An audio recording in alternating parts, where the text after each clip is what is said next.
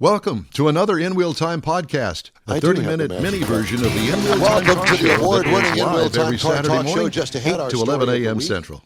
And what the auto industry is struggling with, along with what we're struggling with. We've got recalls, and guess what it sold for on Hemmings this week. Also, I'll give you my thoughts on driving the 2025 Toyota Grand Highlander Hybrid. And Jeff has the Motor Minute in this segment of the In Wheel Time car talk show. Howdy. Along with Mike out of this world, Mars, in Nederland, Texas. We always need more Jeff Zekin, Chief Engineer David Ainsley. I'm Don Armstrong. Glad you could join us today. Sorry for the glitch. Yeah, a glitch, if you want to call it that. Glitch. Glitch is a good word to say in public. Yeah. We're going to be getting a new computer, hopefully this week, and maybe that will solve whatever issue we have. In a hot tub. Ooh. The computer in the hot tub? It is a waterproof laptop. I am not getting anywhere near you guys in any kind of a hot tub. Did you ever see a hot tub time machine? Yes. Oh my God. It reminds me of one of those trips we took to California, Don. No, it doesn't. It doesn't remind me of that at all. Thank you. That's when y'all went to San Francisco, right? I think it was just south of San Francisco, if I'm not mistaken. Well, I'll tell you what. We'll worry about that another day. We can explain that to people. But I was not in any hot tub with any man in this room. Other men, but not this room. All right, clarification. Got to be clear. Got to be clear on that. I actually wasn't in any hot tub. So remember, info at In Wheel Time. Send you pictures of your hot tub. We'll put it here behind us. No, yeah, okay. Let's do that. All right, let's get on with the car show, shall we? Mm-hmm. Our story of the week. Automakers and suppliers urged the Trump administration to end unpredictable expansions of tariffs, saying they're making it harder to justify investments in the United States. That's the message of a September 16th letter to the Trump administration from automotive trade groups and associations representing other industries. The business groups criticized the recent expansion of steel and aluminum tariffs to cover more than 400 new products, including auto parts and industrial robots, saying it was implemented without adequate notice and creates more costs and uncertainty for U.S. businesses. At a time when many are dealing with fragile supply chains, global competition, and inflationary pressures, this process creates additional uncertainty that risks slowing growth and deterring investment in the United States. That, according to Jeffrey Kessler, the Undersecretary for Industry and Security at the Commerce Department. More than 40 business groups signed this letter, including those that represent automakers and their suppliers in the United States. Among them are the American Automotive Policy Council, which speaks for the Detroit Three, Autos Drive America, International Automaker Association in the U.S., and MEMA, the Auto Supply Chain Trade Group. Importers need reasonable time to implement changes and clear guidance on how to comply, according to the group, arguing that the tariff expansion undermined the predictability companies need to make investments and could cause significant harm to U.S. employment. Wow. I think that this is a learn-as-you-go kind of thing with the tariffs and everything that's going on with that. The letter comes as the Trump administration appears poised to expand the number of vehicle parts subject to auto tariffs. Commerce Department said September 16th that it would consider requests from companies for additional parts to be added to the list of components subject to tariffs. The tariffs thing is a very complicated and involved deal when it comes to the automotive industry as well as others, clearly, but we deal with the automotive aspect of it. Tariffs expected to cost the auto industry $188 billion over 3 years, equating to about $4,600 per vehicle by year 3, according to an estimate by the Center for Automotive Research. By the way, today's average price of a new vehicle is almost $50,000, 49 some change. It's a lot of money. Yeah. And if you're wanting to buy a new vehicle, and let's just say that you want to buy one that's $40,000, good luck in trying to find that fits your needs.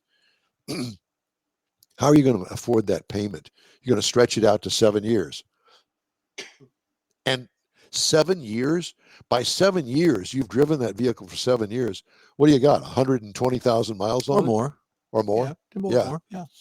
So it's a real catch-22. In 7 years, it's not going to be really worth anything. No, it's You're not. going to get money out of it, but not what you expect. And depending on the condition of the car, too. So But right now, I'm dealing with, Katie's 2007 Ford Focus that she doesn't want to get rid of. It's in Colorado where she is, and she wants to bring it down here. And I made the foolish mistake of saying, well, why don't you just bring it back down here? And when you come to visit, then you can use it here.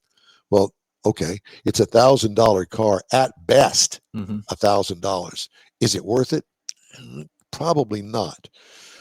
And I know that she's not listening to this program today, but she's going to get the bad news that I don't think that I'm going to bring it down here. And so the car comes down here, and then what is it going to cost to maintain it down here? Well, yeah, and I know make it and all that. She's spent an enormous amount of money on getting it fixed up for me to drive back down here. It's a 1,000-mile trip. She bought a new set of tires at it, which I don't know how the tires lasted like they did, but they were cracked. They had big chunks out of them. Oh, wow. It was scary.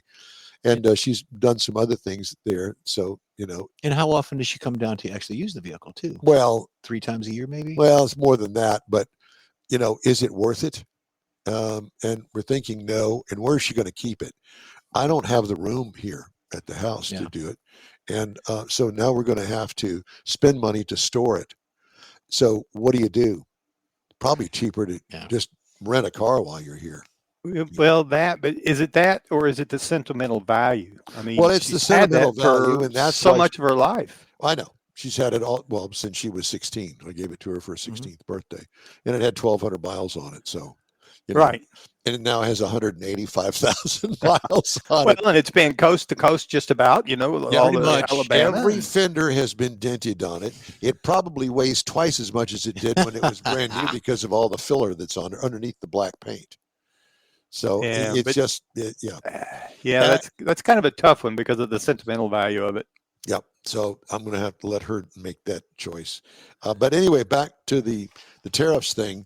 It's not just new cars. It's also the parts. So if you have, let's say you have a fender bender and you need a fender and the associated parts that go with the fender, because it's never just the fender. What are you going to do? How much is that going to cost you? Because now there's a big tariff on that fender that was originally made in China or Korea or Canada or whatever. So that fender that was originally, let's just say $500, that fender is probably going to cost you $750 just for the fender alone. So there's a lot to be done here. I know that there's a wait and see game. Hey, look, we're going to put the pressure on them. Why isn't the auto industry putting pressure on their associated countries where they are that is causing all of this to continue on? And I think it's something that they need to look at within themselves and say, we really need to move on. Let's get this tariff thing straightened out. It's interesting you bring that up, Don, about buying a fender or something. Next week, we've got a guest coming on that's created an app that might actually help people at least go through that decision-making process. And, of course, AI is involved and all that stuff. But it should be an interesting conversation that they have with Auto Fix It. It's what it's called. But it relates exactly to what you're talking about. The tariffs and stuff are going to make changes, and this will give you an opportunity to make a little bit better decision related to some of those changes. When is the last time that you or somebody that you knew went to a junkyard to pull a fender off of a car because it was cheaper? Never. No. I never have done it. Our parents did it. My dad did it. Yeah. Right. Back when I was building an old pickup truck, I went there and took the steering column out of it because I needed a steering column. I've never bought anything from a junkyard. I've had buddies that I've gone to the junkyard with, like a pick-apart type thing, but I've never bought anything myself that I would buy, new. Today, there's a thing online that if you want to buy used, it's a whole network of junkyard parts, and they put the cars up there and the parts that are for sale, and they'll ship them to you. So General Motors, Ford has the same thing. They've got a network of suppliers that they do internally, part swaps from dealer to dealer or however, but that's the same principle. Yeah, the old salvage yards, if you went in there, they had kind of an intercom between the different locations. If you went in there looking for a particular part, they would put that out on the intercom, and all the it's like a phone party line. Yeah, OE connection is what the manufacturers use, or The party line. Yeah. Hello, Sarah. Give me the diner. Not quite like that, but I watch too much Andy Griffith. Andy. absolutely. Hey, Stellantis is recalling 53,849.1 vehicles in the U.S. for a fuel pump issue that may lead to loss of drive power. Pump quit. Recall covers 2018 to 19 Alfa Romeo Stelvio, 2017 to 19 Alfa Romeo Giulia. About 1% of the recall population is expected to have the defect. So if you own one of those, good luck. Hands-free highway assist software may incorrectly identify other vehicles. Uh-oh. Wait a minute. That's not a Rivian R1. That's a Rivian R2. Okay. So does it, because this is a recall for the Rivian R1S and the R1T for 2025. They're talking to Are each you other. like me or are you not like me? Loss of power steering assist Acura RDX 2025 being recalled.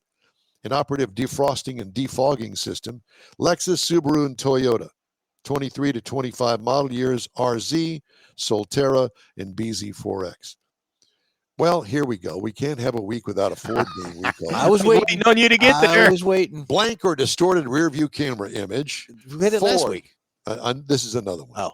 Ford, Econoline, Edge, Expedition, 250, 350, 450, 550, Mustang, Ranger, Transit, Transit Connect, MKC, and Navigator. For every vehicle built since the Model A. Let me have that because I'm going to read them next week too. Okay. Yeah, do that. Same ones are going next week. Instrument panel display failure on the Subaru Solterra. Inaccurate fuel gauge reading. Martha, we ran out of gas, but it says it's full. Get out there and push. Mazda CX-70, Mazda CX-90, 24 to 25 model years. Those are the recalls. Martha. I don't know why. Martha, She's great. where are the garden lanterns? That's what that comes I know. Wasn't Martha on the streak? That song, The Streak, wasn't that Martha? No, it wasn't Martha. No, Never it wasn't mind. Martha. I worked with a woman named Martha. Martha Harvey. Why don't we do the sold cars roundup? Okay. Mars, are you able to look and see if Jeff and George are online with us? Well, Jeff was here telling us about the audio issue. George was here earlier. Well, Jeff is all about the, pointing bad things out for us. But we already knew that. He's our monitor. Yeah, we already knew the bad. All right, so here's the sold cars roundup. Mars is no longer allowed to participate because he now knows the price. Yeah. But we're going to try to fix that. But in the meantime and in between time, on Hemmings, the sold car this week, 69 Chevrolet Caprice. It's a two-door, and it's got red striped tires and beauty rings on it. So I would imagine it's 69. So that would probably be a 427 car. How much would that? 12,000. 21,525. Are you going to participate? Yeah. Perfect. Because he was going to guess 21. He was going to. Well, he would have won. Yeah, he would have won it. Okay, so David's here. David won it. All right. So would you like? Haven't to got get up- anything from Heitzman yet. Why not? I don't know. Well, I know that you don't have a microphone, but we can hear Shout you it in here. Here's one: a 1970 Buick Grand Sport. Need to change that pic. There it is. Beauty car. Look at that. Golly, I'd like to have That's that priceless. It's a Buick. car. A 70 Buick Grand Sport. 30. Now, I'm going to go 32 32. without even hearing it. What would you say? 36,750. It's got to be an all original. Yeah. It looks really good. Oh, my goodness. That's nice. Next up, the 1967 Another one. Plymouth GTX. Now, there's one at the Hemi Hideout. It's white, isn't it? God, your memory's better. He's than got a mine. he's got a white 67 out there. I don't Yeah. remember exactly what It's it is. got a little imperfection. in the center. 67 Plymouth GTX. This is going to be an all original car. I'm going to go 27. Well, David said 35. It actually sold for $43,785. Wow. Ooh. That's some major dollars. That's there. a nice car, though. It is a nice car. Well, it is. But This is yeah. this is for you, Jeff. Actually, for your granddaughter. Okay, so when she gets done with the SUV, this is a 2014 Porsche Panamera. She was accepted to Texas Tech. Oh Kylie was. wow. Yeah. Isn't She that needs where a pickup is? truck. She was accepted to Texas Tech. But she's going to where? Oh, I don't know if she's decided yet. She's got several options. Oh, okay. So 2014 Porsche Panamera. 41. David said 23. Jeff said 41. 41. It went for 18,375. Oh. I don't know whether it's been ragged out, wrecked, or what. Oh, I was thinking it was a blue one. Anyway. Next up, this is for Mars over there in Neederville, a 1989 Ford F-250. See, if she's going to Texas Tech, that's what she needs. Yeah. This one here, yeah. Yeah. Exactly. And look, it's an extended cab. A long Remember they bed, used to too. make those? That's a long But- bed. A long all- bed extended cab. Wow. That thing's like 70 feet long. Yeah, It is. And it's got the bug catcher on the front. Oh, yeah. Boy, that is 1980s all the way. I like This is an 89 Ford F-250. How much? 9,000. David says 18. No, you didn't. It went for $11,550. That's a Wow. clean truck. Yeah. Look, there George pops in for $89.99. Close. All right, next up. A 1939 Oh, boy. Chevrolet Master. God, that's ugly. A And it's 39 big. Bite your tongue. 39 Chevy Master. Them bulbous headlights. I love Oh, yeah, man. Is it? Yeah, I could see you driving that back and forth, commuting in the car with that. All Your right. license plate would say, 39 Chevy Master, how much? 21. David says 25. it went for 16,590. Oh, wow. Wow. That's pretty good. Yeah. I You'd guess, buy it for that. You could get that much in scrap metal out of it. probably. Yeah, and weight. By weight. Okay, next up. Now, you could tell already there's a rust issue. A 1970 Toyota Hilux. A Hilux. The door works. Apparently, the door, you're talking about the door's lid? The open. driver's door works. The driver's door. Oh, the driver's door, yeah. I think they bailed on How it. much? A 70 Toyota Hilux. $4,000. Of course, they took this picture because they didn't want to see the rust through on the fenders. 4,000. 4,000 for David. 4,000. Yeah, three and four. Yeah. David said $3,000 is $4,000. Oh, I did. Yeah, I was right on. Spot on. Here's Jeff's I'll car, get it a repeated. 1959 Mercury Monterey convertible. Look at man. that thing. $7 million. I would say 27. 27. David, what do you think? I'll go 25. $21,000. Ooh. Yeah, that's a deal. That's a deal to me. Well, I pay with the tax too, so And last car of the day is the 2018 Factory 5 Cobra. Now, this is it's a kit car. yeah. You can order the bodies and all that. 18 Factory 5 Cobra. How much? 21. 17. 35.7. Well, it's probably got a hot rod motor. Yeah, Anyway, Oh, it's bound to have. Ford Cobras or bound something. to have, yeah. Yeah. Coyote motor. Hey, just ahead, a review of Toyota's new Grand Highlander Hybrid and Jeff's Motor Minute when the In-Wheel Time Car Talk Show continues right after this. You own a car you love. Well, why not let Gulf Coast Auto Shield protect it? Houstonian John Gray invites you to his state-of-the-art facility to introduce you to his specialist team of auto enthusiasts.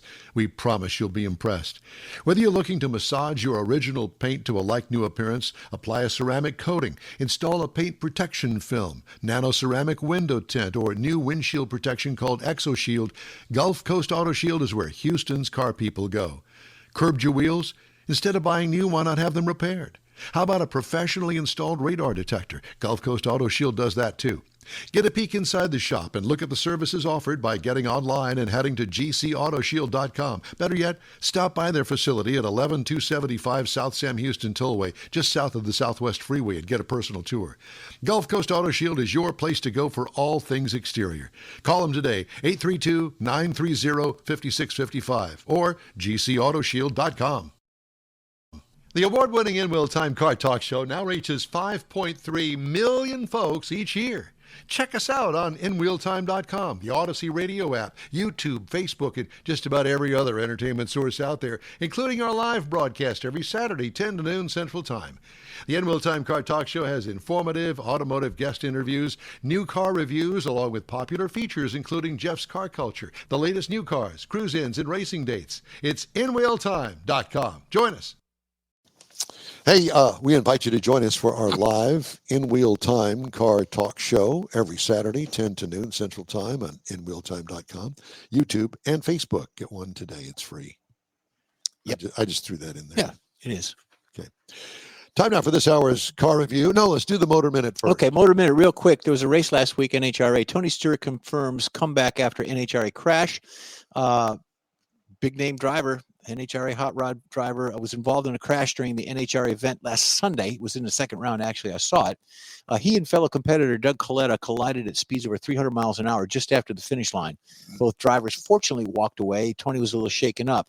Despite being rattled, he seemed to be okay after the ordeal, but still said that he hit his head in the cockpit. He actually lost consciousness for a little bit and did not remember the incident. And what had happened was Coletta was in the right lane. They were across the finish line. His left front wheel actually collapsed. Didn't blow out. The whole mechanism collapsed. He went in the left lane, hit Tony. Tony kind of rolled a little bit, hit the wall, and then they scratched their way down to the past the finish line. Right. But he's okay. He's going to be at the race this week. He went through some testing and things, cognitive testing, and he seemed to be okay. So he's back on the track. So good for him. Didn't want to see that, but things like that happen. And that's why you need a helmet. That was an earlier feature Yeah, that Jeff did. All right. Time now for this hour's car review. Had a chance to drive the 2025 Toyota Grand Highlander. Now, the difference between the Grand Highlander and the Highlander, 6 inches of length at the back end of it that allows for a third row. Final assembly location, Princeton, Indiana. So it's built in the US of A. Available trim levels, the LE, the XLE, the Limited, the Nightshade, the Max Limited, and the Max Platinum. I had the Max Shade Hybrid. Standard SUV, seats including the driver, 7. Exterior changes from last model year. It was all new in 2024. Best front fascia award for Toyota. Looks really good. Subtle sheet metal creases create a conservative look to it. Rear hatch design allows for more interior room, yet still very attractive. Love the fake dual exhaust tips for a 4-banger engine. Yeah. What I liked, one of the best looking SUVs on the market, bar none. What could use improvement? Nothing. Interior highlights, 1 pod for the instruments and 1 separate infotainment screen for accessories. Center console has a sliding door for the cover of the storage area, which is a good thing. You don't have to open it up to the left or the right or in the back or none of that stuff. Cool. Yeah, that was good. Seating is comfortable. Consider captain's chairs in the second row if you're interested in buying one. I think that would probably be a good thing unless you actually need the extra seat. Third row actually has room for adults thanks to that 6-inch increase in length of the overall vehicle. I was in that car, and yes, it does. It is roomy. I made the comment when I was back there that, hey, you could actually fit back here. I really like it. Yeah. More room in the third row when the third row is up than most as far as cargo space is concerned. But I liked high marks for a well thought out interior. What could use improvement? Upscale models could use a bit more bling. The $1,350 glass roof option is for northern states only, unless you want to cook. Fry. Cell phone charger allows the phone to slide off of its charger pad. Oh, man. That was a little bit of an issue. 2.5-liter 4-cylinder engine in the hybrid. It also has a max option for more power, but then you use the fuel mileage. And that's what this is all about. It's a hybrid. Horsepower, 245 is what I had. The max has 362 horsepower. If you need all of that, okay, go for it. But I like the mileage. It has a CVT transmission. Now, the Max has an actual 6-speed transmission. Tow rating, 3,500 pounds, all-wheel drive.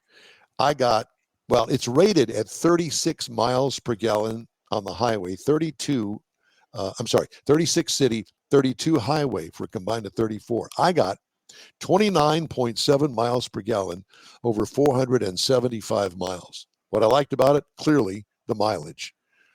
What could use improvement? Nothing. Just get the base engine in it. I think that you'll really be impressed. Ride and handling, the smoothness. It rides like a big car. It's not stiff. It is not trying to pretend to be something else. It will go off-road. But let me ask you something. Percentage-wise, how many SUVs actually go off-road? Not many. My guess is less than 1 or 2%. Yeah, not many. That's not what you buy them for. Yeah. They're like a big station wagon. Dirt road is furthest I go. Really, gravel, snow, maybe. Yeah. What could use improvement? Nothing that I can think of. Like I said here, who takes an SUV off-road these days? Base trim price, $52,610. Prices tested, $58,187. Base model price, $44,210. That's not Don't too add bad. too much to Yeah. it. Why? Yeah. Why junk it all up with all the options when you can't? That's an $8,000 savings. Yeah, and your tendency for more stuff to break. Competitors to this vehicle, the Mazda CX-90 hybrid plug-in. They don't have a pure hybrid, but Yeah. it's a plug-in, $49,995. Hyundai Santa Fe hybrid, $37,800. Kia Sorento hybrid, $38,690. Next week, going to review the 2025 Mazda Miata MX-5. Beautiful. And that Can't is wait. my review. That's the okay, I know. Yeah, I got you. Never mind. That's a little two-seater Yeah, a little sports car. two-seater. Yeah. I forgot that you just had it. So I just Phew. gave that up last Thursday, and It's the hot lights on my skull. it's got the coolest convertible top on. I'll tell you more about it next week. One Did you hand, put it down? no, not and drove with it. Well, But no. one hand, click one hand up here, and you just take it and do this, and it folds right down right behind you. It is the So it's all easiest manual? Yes, there's no electric motor. That's like an old TR6 from the 70s. Or No, it's or not, slip- because remember, you two had to flips, yeah. get out and push it Yeah, all but- down and all. This thing is the easiest operating thing you've ever Cool. seen in your entire life. No button. no There's button. no electric roof panel on it. All right. We're going to take a quick break. All right. And if you'd like to get in touch with us, I'd like to remind you, send us an email. The address is info@nwheeltime.com. We're back after this quick break. The Tex-Mex dining experience is defined by Lupi Tortilla, your destination for Texas's best beef fajitas and frozen margaritas. Since 1983, Lupi Tortilla has served authentic and time-tested recipes made with the freshest ingredients. Atmosphere is part of the award-winning experience at Lupi Tortilla, all developed in a little house near Highway 6 and I-10 in West Houston. Visit any of the Lupi Tortillas and you'll see the same attention to detail in each and every location. Start your Lupi experience with queso flamiado and guacamole, along with a classic frozen margarita. Dine on famous Lupi beef and chicken fajitas, or pepper shrimp brochette, or a fish or vegetarian entree, and finish with a scrumptious flan for dessert. Find Lupi Tortilla in Houston, College Station, Beaumont, Austin, San Antonio, and Dallas-Fort Worth. There's a Texas location near you. The recipes are authentic and time-tested. The ingredients always fresh. Lupi Tortilla, he's pretty good. Apple or Android, In Wheel Time podcast can be found everywhere, on the stream and through downloads. Whether you're on the road or at home and jonesing for a different kind of car talk show, give In Wheel Time a try. Honest new car reviews, fun, informative interviews with real car people, weekly automotive news, features like Jeff's Car Culture and Mike's Driving Destinations, all on In Wheel Time. Check us out on SiriusXM Podcasts, iHeartRadio, or while you're shopping on Amazon, through Amazon Music. InWheelTime.com has a list, and we know you love lists. That's it for this podcast episode of the In Wheel Time Car Show. I'm Don Armstrong, inviting you to join us for our live show every Saturday morning on Facebook, YouTube, Twitch, and our InWheelTime.com website. Podcasts are available on Apple Podcasts, Spotify, Stitcher, iHeart Podcast, Podcast Addict, TuneIn, Pandora, and Amazon Music. Keep listening, and we'll see you soon.